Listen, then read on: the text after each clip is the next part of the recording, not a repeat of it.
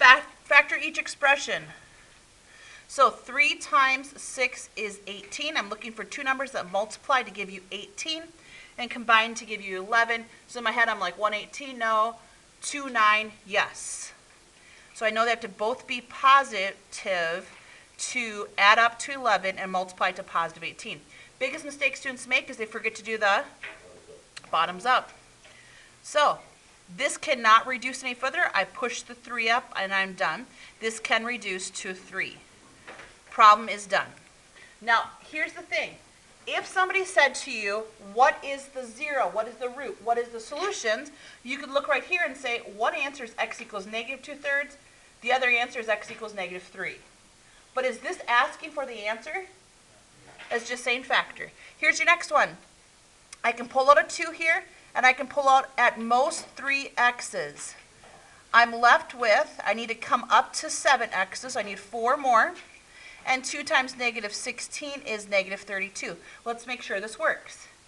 2 times x to the third and x to the fourth. So I have 2x to the, add them together, 7th. Good. 2 times negative 16 is negative 32. I need 3 x's. I'm having them right here. Now, because 1 and 16 can nicely be broken down, you can take the square root of both. I can go further. 1 breaks down to 1 and 1. 16 breaks down to 4 and 4. And this splits in half to become x squared and x squared. One's positive and one's negative. If you stopped here, you're not fully done. I can't do anything here. I can't do anything here. But because this has subtraction and 1 and 4 can break down again, 1 breaks down to 1. X squared splits evenly with x, and 4 turns into plus 2 and minus 2. I'll give you a second to get caught up. There is your final answer for number 2. Is that helpful and back? Do I need to zoom in any more?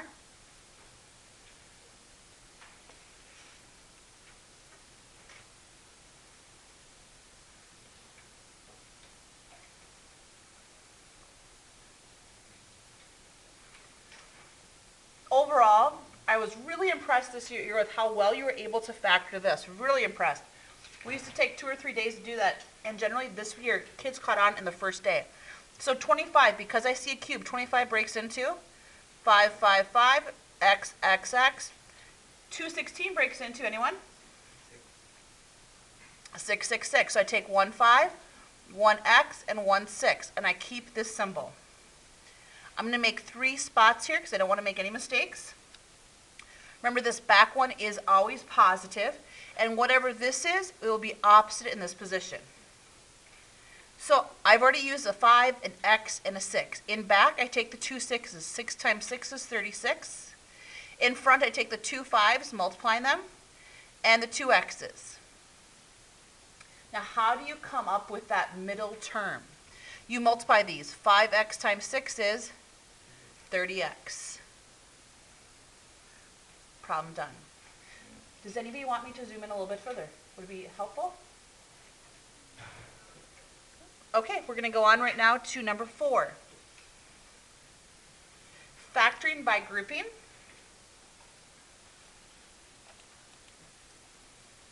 So in this section, what's the most I can take out of the first 2?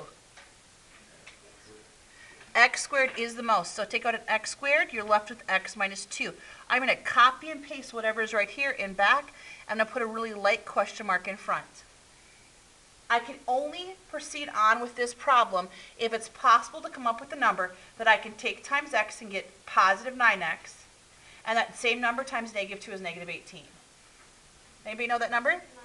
You have to tell me a symbol in front of it. Positive 9.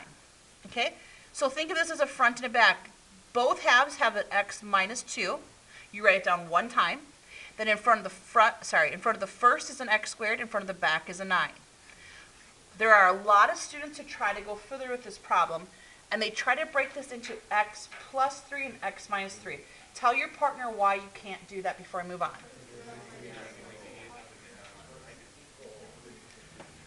Please grab a calculator for me. Right now, nothing's popping into my head how we do this. So let's take 192 and divide it by 3. Does it divide nicely into a nice whole number? Can you tell me what that number is? 64. Okay. So I can split this up. It splits up by breaking equally in half, and I know 64 is broken into 8 and 8. One positive and one negative. Can I go further with the one that has subtraction?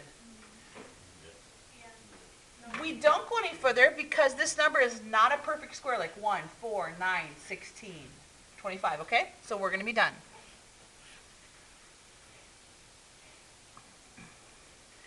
Okay, so I can't think of a number that I can divide out of both of these, but I see that these are both nice numbers to break apart. So when I say break apart, it was like 64 goes into 8 and 8. 25 goes into 5 and 5. So 81 breaks into 9 and 9, because you're taking the square root of it. And 16 breaks into 4 and 4. I need to take this x to the fourth and evenly break it apart into x squared and x squared. One's positive and one's negative. Ask your partner, am I fully done with this problem? Because 9 and 4 easily can be broken down, and x squared can be split equally, and you have subtraction, you end up with 3x plus 2 and 3x minus 2.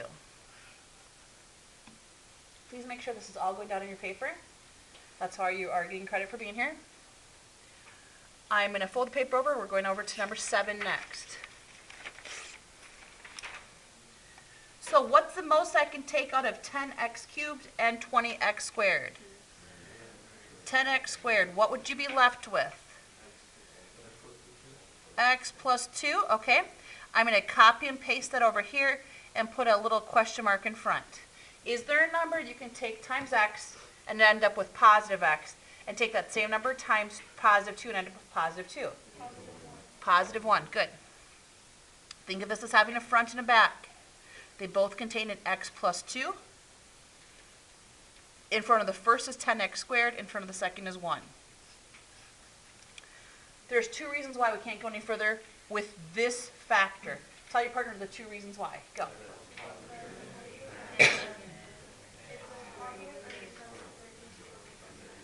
Does 10 break down nicely? A lot of students in the past say 5 and 5. Remember, you're taking the square root of it to break it down. And we also don't have subtraction. Sorry, guys. Okay, 50 and 32 do not break down nicely. It's not like a 49 or 25 or 36. But they're both even, so let's divide by 2. Does 25 and 16 break down? Yeah. Yes, and it breaks down into 5 and 5. The x squared has to split equally, and 4 and 4. A simple question that I know several students have is, does it matter if I do a plus in front or a minus in front? It makes no difference.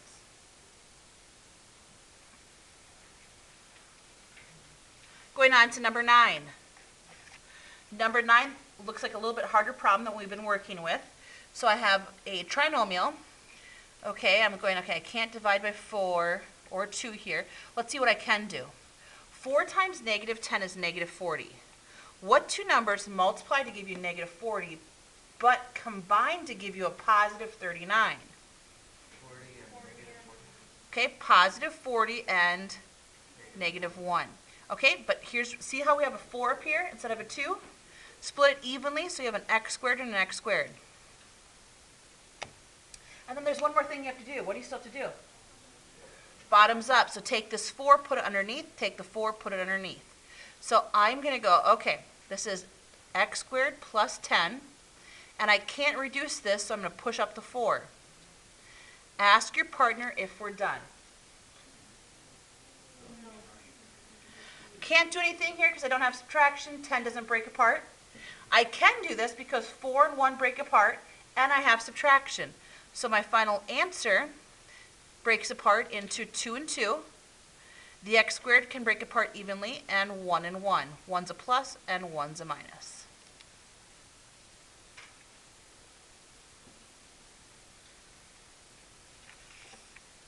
Go on to number 10.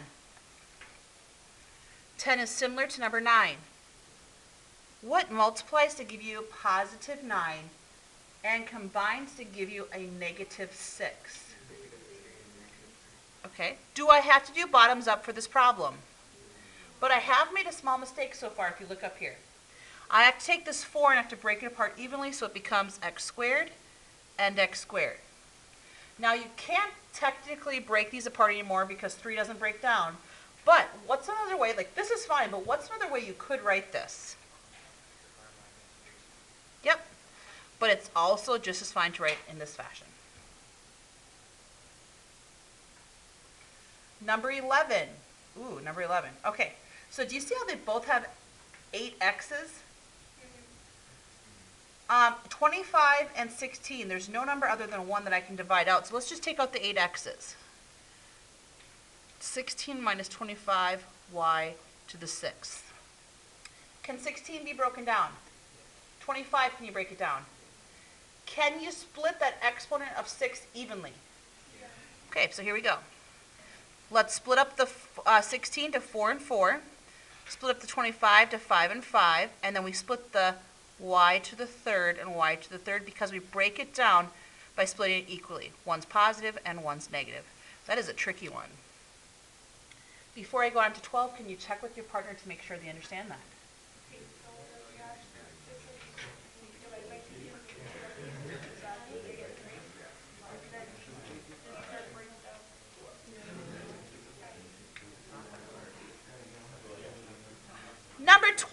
Number 12, same thing. Okay, similar to number 11. I can't take x's out of both terms. I can't take y's out. I can't divide it by 16. But I know 16 is a perfect square, and so is 121, and I have subtraction. And 4 splits up equally, and so does 16. So let's start here. 16 breaks into 4 and 4. 121 breaks into 11 and 11. One's positive, one's negative. If you take x to the 4th and you split it equally, that means you'd have x squared in front and x squared in front. If you split y to the 6th evenly, it'd be y to the 3rd and y to the 3rd. Final answer.